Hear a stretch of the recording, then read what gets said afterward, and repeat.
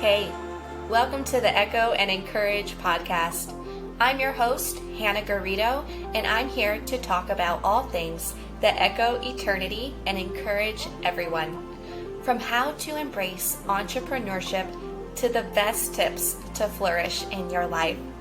Thanks so much for listening. Let's dive in.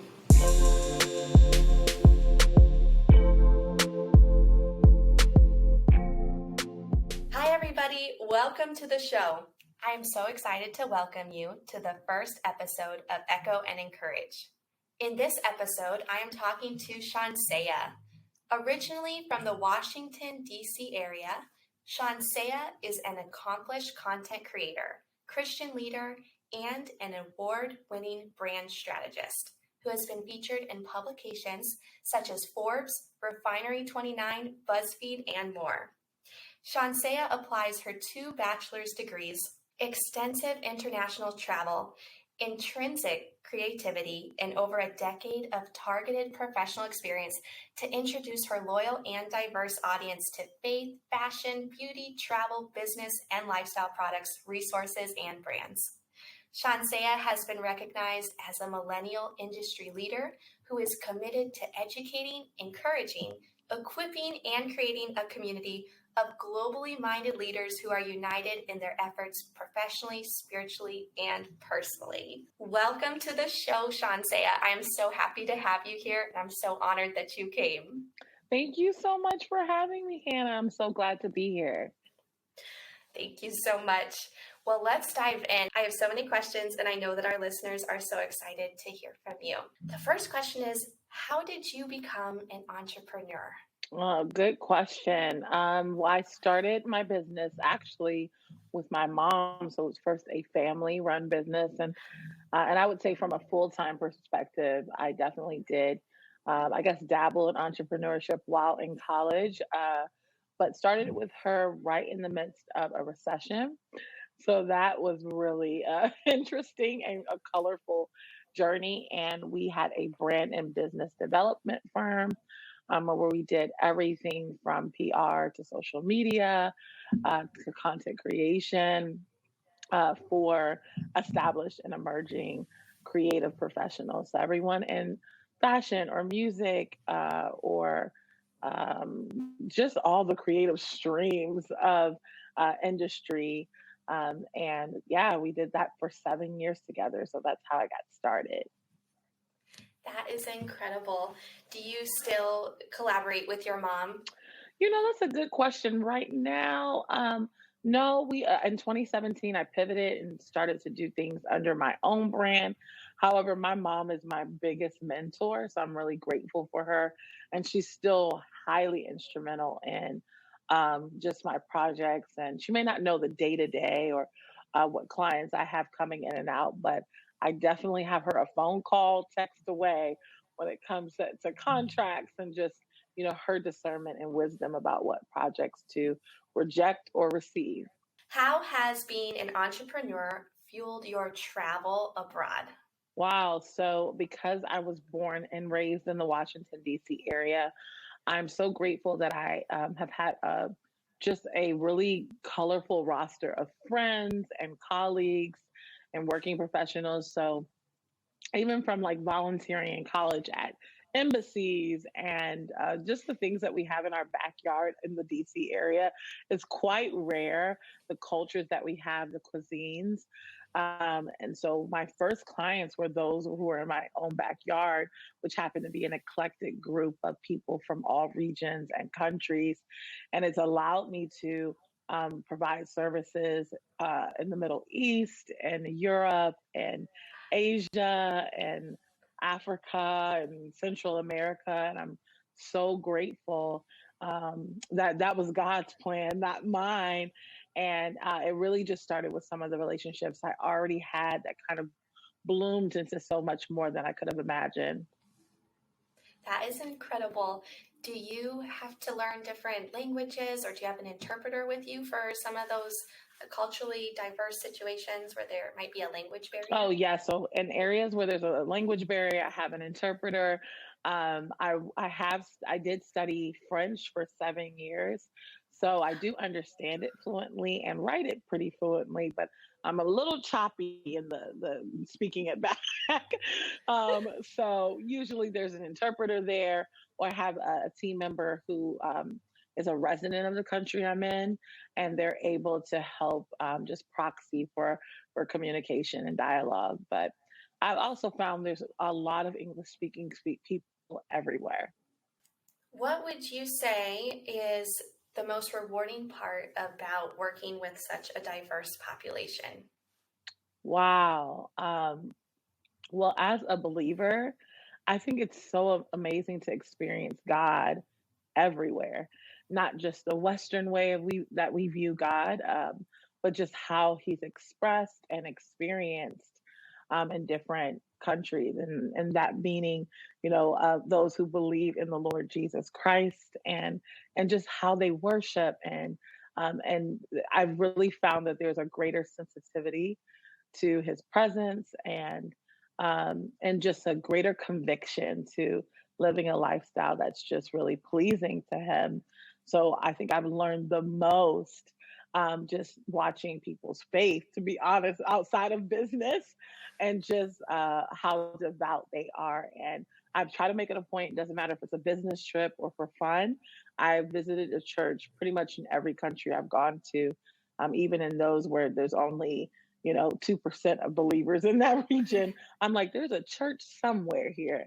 And I just want to see who my fellow brothers and sisters are in those regions. That's so beautiful. Are these clients that you're working with, or are these places that you're going to speak at? What does that look like when you go to travel abroad? Is it for the clients or conferences or everything? Yeah, so it really depends. I have three hats that I wear. So, as a chief creative officer, I might have clients who are here in the States who are trying to target markets in other regions, or I could have clients in other regions where they want my expertise to facilitate whatever projects they're working on there. And then, as a content creator, I've had the pleasure of working with tourism boards and airlines and hospitality brands like hotels. So they may say, "Hey, we want you to feature this hotel or this experience or this country with your audience. Would you be willing to do that?" And then, as a coach and one who speaks about purpose and about faith and about business, I've had the pleasure of speaking at conferences, whether that be at church or business conferences, universities, about just people's brands and how they can achieve the purposes that are preordained for them. So there's a mix up, and sometimes there's a fusion of both. I just came back from India, and there was a service aspect, but there was also a content element as well. And oh, actually, yeah, it hit all three marks. So I was providing services. I had to speak to a group of young women who were creatives themselves, and they were in the fashion just field, and they were just trying to get trades to kind of better their lives and their families. And then from a content perspective, I was also asked to produce content to share that experience with my audience. That sounds like the most fulfilling calling that God has created for your life, and you're listening to Him, and it's just blossoming. And I can only imagine how much it's blessed all of the people that you work with to be able to do all of those things and to experience the culture and help them to flourish. Yeah, I'm really grateful. And more so, I'm so grateful for my clients, of course, but I'm grateful for those who work alongside me as well, who make it all possible for me to wear these hats. That is awesome. How did you decide on a team and what roles that you needed to support you as you move forward in balancing ministry and a full-time entrepreneur life? Oh, wow, that's a great question. So, for those who are looking to have a team, I think the first area is to identify where you're weak, and you cannot do it all. Of course, at the beginning, thankfully, I have had to have every hat where you were an accountant and you were creative director and you were editor and you were the admin person and you were providing the services and all of that. But as once you get to a phase where you're like, okay, I think I need a little help here and a little reinforcement, start to assess the areas where are there your strengths, and then are there areas where there are weaknesses where they just require greater discipline, or are there areas where there are weaknesses where you're like, you know what, I think that someone else would be so much better at fulfilling this role and responsibility. And for me, in reference to the day to day tasks of emails and all the communication, it's so much more efficient for me to kind of be here with you than behind my phone, behind an iPad, behind a laptop, just trying to get this appointment right here secured. So I knew that, having someone who could manage projects for me would be essential and critical for my business. And then the creative arm. So you cannot have a business without content creation these days. You cannot have a business without social media. And it seems like things are moving faster than you can even keep up with. And so, therefore, again, I can be here and then there's someone who's helping me to keep the train moving. Although I do have seasons where I just go off the radar, and that usually means I'm building something private from a professional standpoint and just spending some good old quality time with the Lord. But yeah, I think it's really essential to have both of those roles. But there may be someone who has a greater strength in an area creatively where they're like, oh, I got the editing. I actually have fun doing this. I get in the zone. That's not me per se. I can kind of get nitpicky and perfectionism starts, coming to play. And then I'm looking at stuff and I'm like, I'm not posting this because of that strand of hair. Oh. And thankfully, when you have people where you can trust the quality of what they do and they know your standard, I can kind of relinquish that and trust that to others. And, then I'm not looking at it so detailed and invasive. But yeah, if you have creative strengths, then there you may need reinforcement on the admin side if you have administrative strengths, but you're like, but I struggle with like the vision and I struggle with kind of seeing outside of the details. There can be someone who can step in and say, okay, I think this is where we can bring this into greater creative content or context, or create a plan that creates longevity. So for my clients, I come in and I'm like, okay, you have this part, but this is where I see the gaps. This is where you need reinforcement.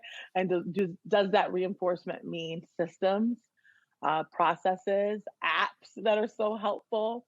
Or does that process mean having actual people? How best do you work? And a lot of those questions can be asked to help you figure out what might be best for you. So yeah, that's a long answer to that question. That is so insightful, and that has inspired me to think more about creative strategies. Thank you so much for sharing that. That sounds like when you go to someone and you go through that list of your questions and you figure that out, it probably just jumpstarts their business or their ministry just tenfold, probably within the first day of implementing it, because it takes care of so much. That's brilliant. Absolutely. Yeah, I'm grateful for it. But I also find out in some seasons I need it too. So I have to treat myself like a client sometimes and, ask those questions and reassess at every stage of growth and scaling. Yes. Chauncéa, I met you at the Beautiful Mind Retreat in Temecula, California, and I remember going up to you and asking you, how do I balance ministry and business? And what you shared with me was so beautiful, and I'm pretty sure it was along the lines of every single interaction that I have, every chance I get to have a client, to check in with the Lord and ask him, is this something that you want me to move forward with? And I was wondering if you would like to share anything more on that with our listeners that might encourage them if they're trying to balance life or entrepreneurship, anything like that. Wow. Okay. I didn't even remember I said that. So I'm glad that that was helpful. And it is from a place that I dwell in reference to my business. So, yes, you should absolutely check in with the Lord about clients, projects, any phase of your business. And for me, that could mean anything from one of my favorite scriptures is Matthew 6:33. to seek ye first the kingdom of heaven and his righteousness, and then all these things will be added unto you. So, before I start my business day, just to spend some quality time with the Lord, to hear what he's saying for my day, but just to spend some quality time with the Lord, to hear what he has for me for the day. Sometimes there's pivots. I actually had I think two cancellations. Well, not, I didn't, I actually amended it because I said, oh, I think there needs to be a little bit more margin today. So we spent time really in the Lord, me and my team this morning. And we felt that leading, although we had a lot going on.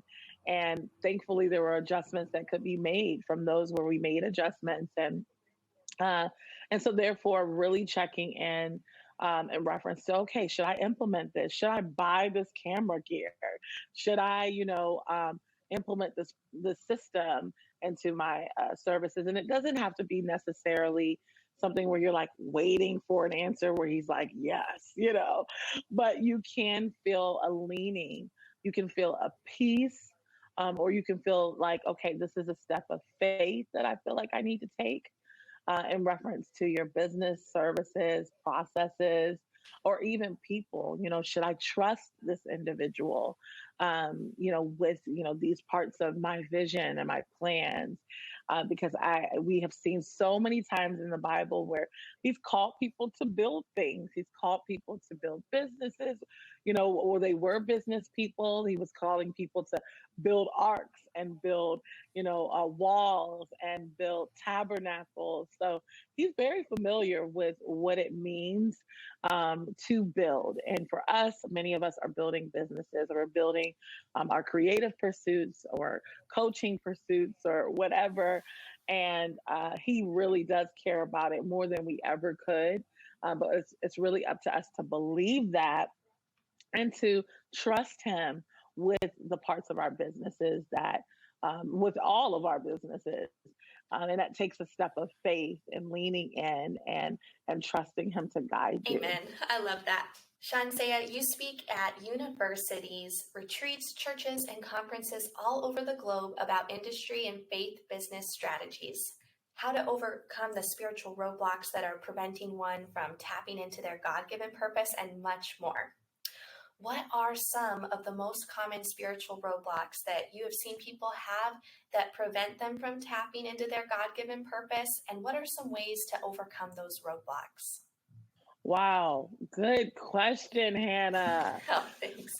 Okay, so what are some of the things that are preventing people from tapping into their God-given purpose? One of the things I will say is that process is something that people really try to avoid. People are always trying to get places quickly, get into position quickly, get to success quickly, and they're trying to avoid the processes that God has for them. So for me, as I think about, I was just thinking about Joseph for now.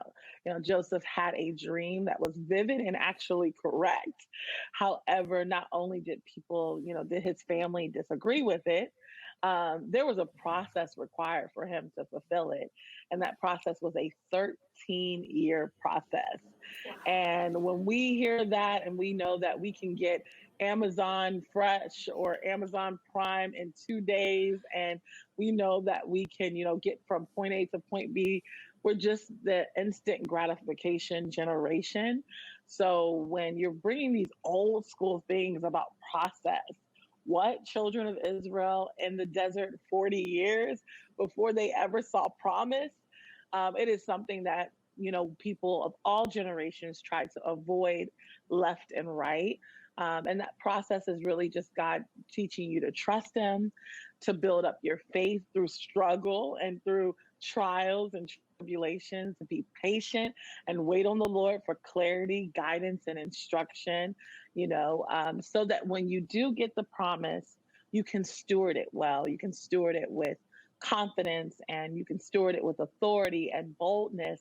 You can steward it with humility, and you can be trusted to then bring other people into their next levels of breakthrough and success, because all of our purposes should have some leg of helping someone else. So yeah, I think that people really do try to avoid process.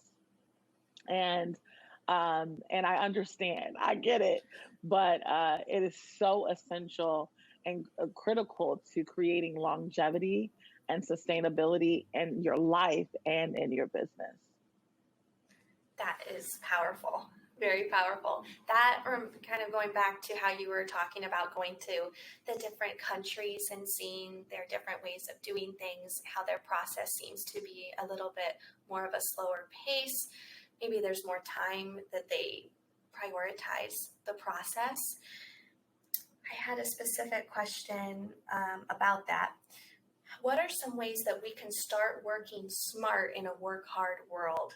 Here in America, it seems like sometimes productivity and a lot of overtime can be a part of a lot of people's jobs. Is it like that in other countries too? Wow. So to answer part A of your question, I think that to work smart is to make sure that you're maximizing what's in your hands, that you're not trying to stretch yourself out too thin. Too many times in the introductory level of people growing a business, they're doing podcasts, they're doing YouTube, they're doing Instagram, they're doing TikTok, they have services, they're doing the most. And you're in such a fragile and just grooming state of who you are and what your business is.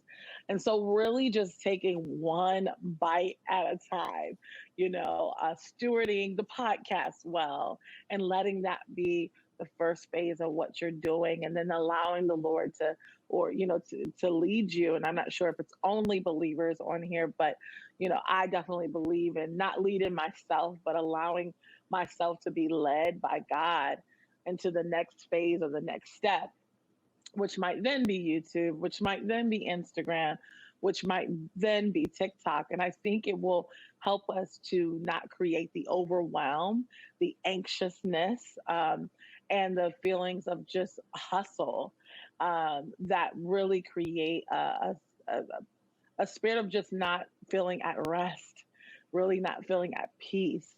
So I think, taking one bite at a time is crucial and essential to just the growth of working smart and allowing and again trusting, for me trusting God, that he'll take that one phase, he'll take what's little to you, and he'll really favor it, he'll blow on it and give you the blessings and the increase that is available to you. Chauncéa, what fills your cup to be able to pour so much into your business, into entrepreneurship, and to encouragement of others? Wow, what fills my cup? That's so good. What fills my cup is one, knowing that God is pleased that I've used my gifts to help others, that it really is not about me. It's about him getting the glory. And I also really get great joy of seeing those who trust me with their purposes, trust me with their lives, their journey, their pain, and seeing the transformation process of that, to them becoming leaders, to them becoming giants of their own in business and purpose and in their walk with the Lord. And then they're able to then influence others. They're able to then sow more seeds unto others. So, just to see the transformation of an individual who may be shy at the beginning, and then they're out there just coaching and having services and doing all the things, or they're afraid to pick up a mic at the beginning, and at the end they're singing and belting and doing the thing. I at the end I'm just like it has to be God, because there's no way that these words of mine could have any impact unless it has him all over it. And that really fills my cup. And I'm so grateful to be able to be a part of people's processes and journeys with their purpose, and also just with their life and their families and all of that. So, yes, that fills my cup. That is so beautiful. Do you get to go and hear them sing and maybe go to their concerts, things like that? All the things, listening parties and shoots and, dance recital things or whatever. Like I'm using the word recital, but all that stuff. And just to see, many of the people I work with are creative professionals, them flourish. And as their personal lives are affected and just grow, it grooms their talents, gifts, and callings. So it's beautiful to see that weaving together. It's I don't have words for it. It's Hmm. beautiful, and it's what we're supposed to do for sure. I love that. That that's so encouraging and empowering. And did it take you a long time to get to that place where you were like, this is what I was supposed to do, this is what I was made to do and born to do? Or did God reveal that to you early on in your life? Wow, that's a great question. And some parts I have known, I have worked for a long time in reference to did things in high school. I was that person who was the club president of so many clubs and did things in college. But in reference to the fusion of ministry and business, that is something that I've actually just given my solid yes to in the last few years. And so, no, and in reference to that, that had to kind of be revealed to me through process, through just leaning on the Lord, allowing Him to lead and guide me. At one point, I was primarily just working in secular industries, and I was just letting my light so shine, which means I wasn't like preaching at at the studio or at the filming lot or whatever, because although from Washington D.C., I reside in the Los Angeles area. Um, I did not know that eventually, after letting my light shine, that I would have to, get into position of like truly making it a part of the call of God on my life, my purposes and plans. And so He's weaved in this really unique journey, and only He does things like that. But there's a scripture in the Bible that says that He'll work all things together for the good of them who love Him and who are called according to His purpose. So He will work together your story, your testimony, your pain, just the nuances of who you are. He'll work them together for your good if you love Him. So there's a contingency on that part. That's the reward we get when we come into this awesome kingdom. But if we love Him, and then if we're called according to His purpose, so His purposes, not ours, His. So there's no way I thought I was going to do much of this. I had a shaving, but he's definitely clarified, and there's so much more to come that has not been revealed. So I'm in for this roller coaster ride. I'm buckling up, and we're just chuck it all the way up and down, and yes, I trust Him to just work it all together in His time and in His way. Amen. Those scriptures are gorgeous. I love all of those. Those are some of my favorite scriptures, and they bring so much peace and hope and comfort and joy. And there's so many more for me to learn. Oh yes, me too. Me too. That we're gonna be studying this good old 66 books for a lifetime. Okay. Yes, we are. Yes. Chauncéa, tell us some more about the court and the council. So the court is a private mentorship program where we are meeting one on one, and we just dive deep. We dive deep into your relationship with yourself, of course, your relationship with God, your relationship with others, and your relationship with your purpose. It is an annual program. It is, of course, we can do it virtually, and we do it virtually. And it's really targeted to bring a year of just transformation, fortification, sanctification, and to launch you into a greater level of who you are, just in Christ, and hopefully to cultivate better relationships among you, and to, step into your God-given purpose. So I love that. I have a curated community of people where it's a limited amount of slots because one-on-one time can be I have to make a huge commitment to that. So it's a few slots and you do have to apply for it. And yeah, if you're interested in it, definitely find more information about that on my website. And then the council is a online collective of global individuals who have creative callings. So they're in arts, they're in fashion, they're in entertainment, they're in film, writing, tech, content creation. I mean, the works. And they're wanting the biblical process for building. So, what does that look like when we have all these workshops and all these programs and all these ways of growing a business and stepping into purpose, but they're not founded on biblical principles? So, I'm here to bring the biblical process and principles for building all of your gifts and talents.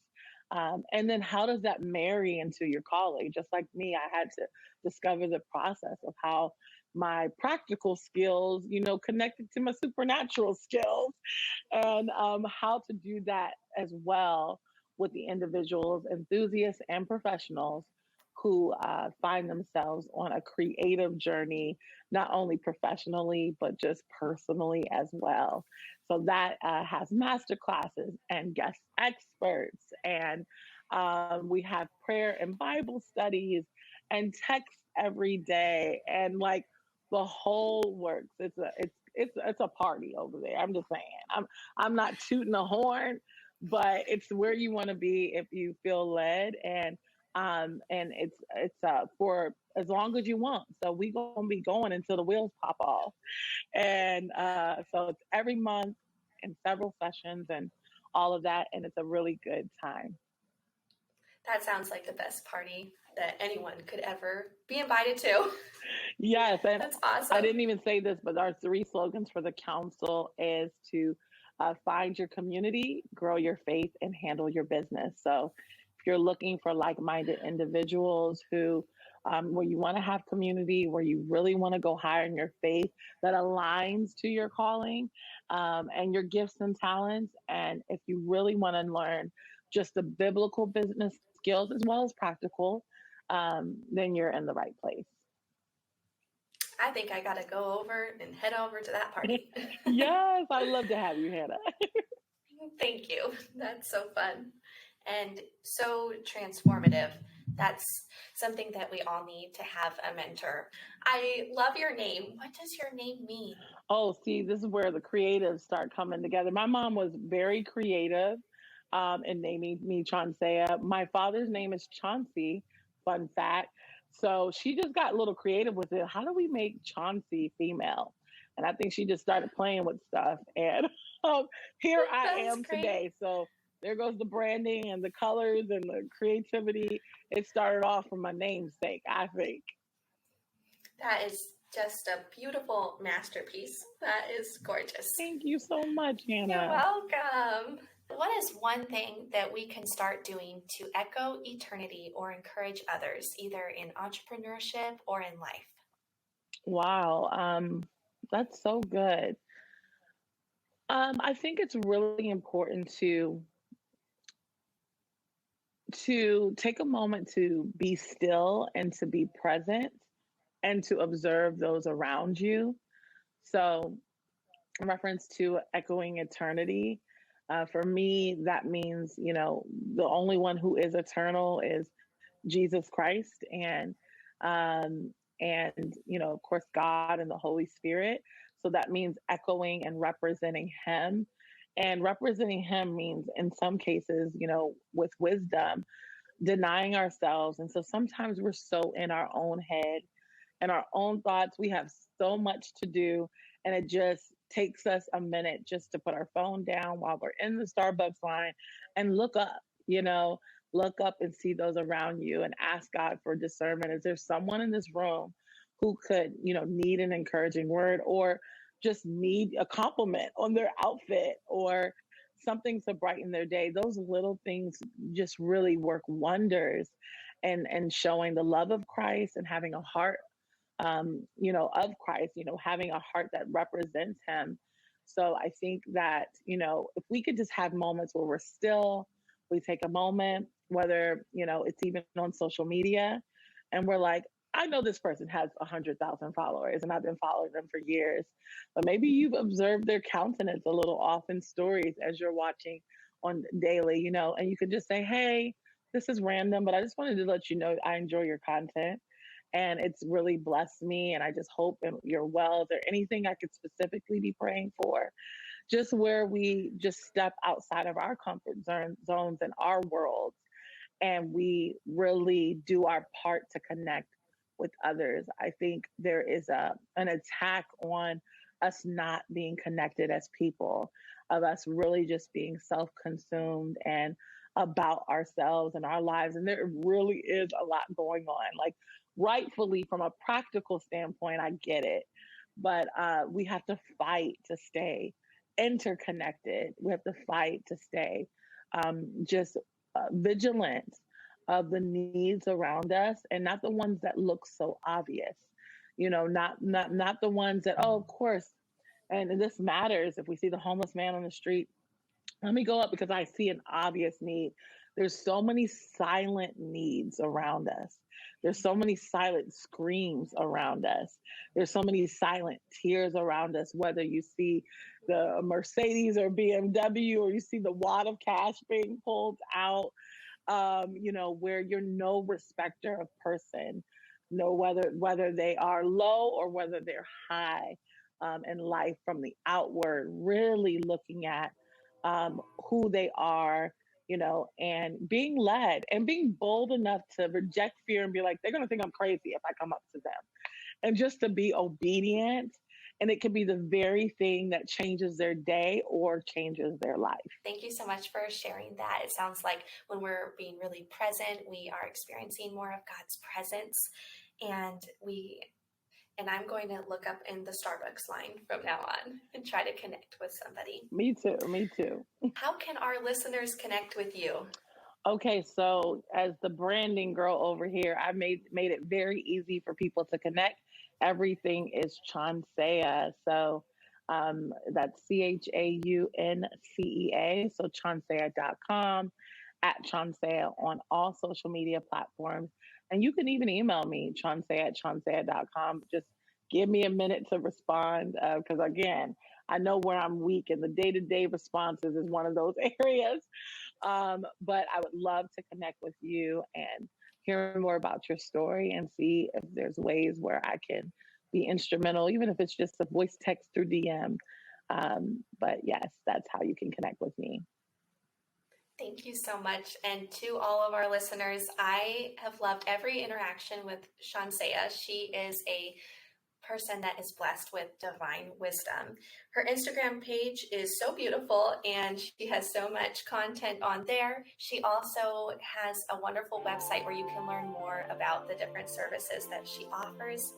And I am so excited for Chauncéa and all of her adventures with the Lord and as an entrepreneur and as a speaker, coach, so much more, a child of God, a daughter of God. She is a blessed woman, and I am so thankful that she came today on the podcast. I'm also so thankful that she came to my wedding back in August. So thank you, Chauncéa, for blessing us today with being our very first guest on the Echo and Encourage podcast, and for being an incredible woman of faith.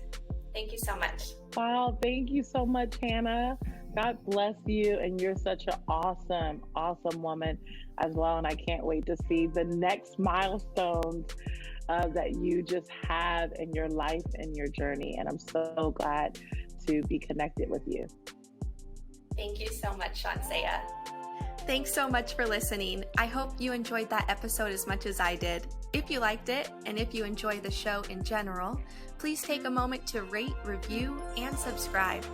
If you want to see more about each episode, head over to the Echo and Encourage podcast on Instagram or Echo and Encourage on YouTube.